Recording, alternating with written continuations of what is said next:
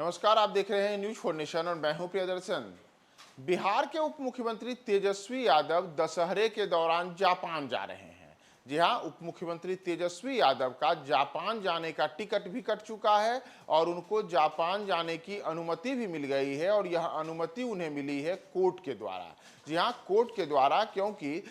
जो अलग अलग मामलों में पहले से ही आरोपित चल रहे हैं तेजस्वी यादव, उस मामलों को लेकर के उनके विदेश जाने पर को लेकर के उन्हें कोर्ट से अनुमति लेने की मंजूरी होनी चाहिए। और इसी को लेकर के आज तेजस्वी यादव के द्वारा कोर्ट में एक अनुरोध किया गया था। उनके द्वारा उनके वकील ने एक याचिका दायर की थी कि तेजस्वी यादव का पहले से ही निर्धारित कार्यक्रम जापान जाने का है और इसके लिए उन्हें जापान जाने की अनुमति दी जाए, यानी कि उन्हें विदेश जाने की अनुमति दी जाए, जिस पर कोर्ट ने अपनी मुहर लगा दी है। और कोर्ट की मुहर लगने के बाद अब तेजस्वी यादव इसी महीने यानी कि 24 अक्टूबर को जापान के लिए रवाना होंगे। वे जापान में अलग अलग कार्यक्रमों में शामिल होंगे और इसके बाद फिर वो वापस भारत लौटेंगे और फिर बिहार आएंगे। तो दरअसल जो तेजस्वी यादव से जुड़ा हुआ घोटाले का मामला है, यानी कि रेलवे में नौकरी के बदले जमीन का मामला, लैंड फॉर स्कैम जिसे कहा जाता है, इस मामले को लेकर के तेजस्वी यादव की मुश्किलें लंबे अरसे से बढ़ी हुई हैं।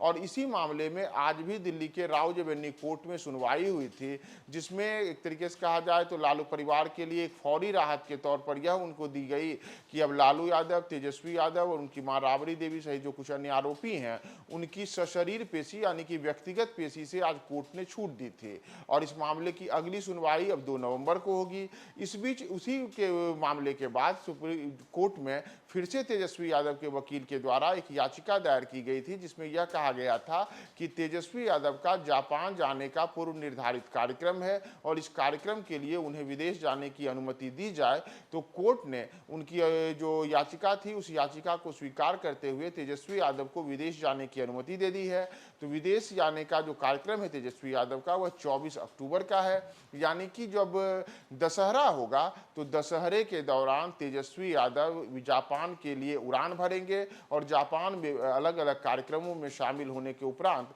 फिर से वापस भारत लौटेंगे।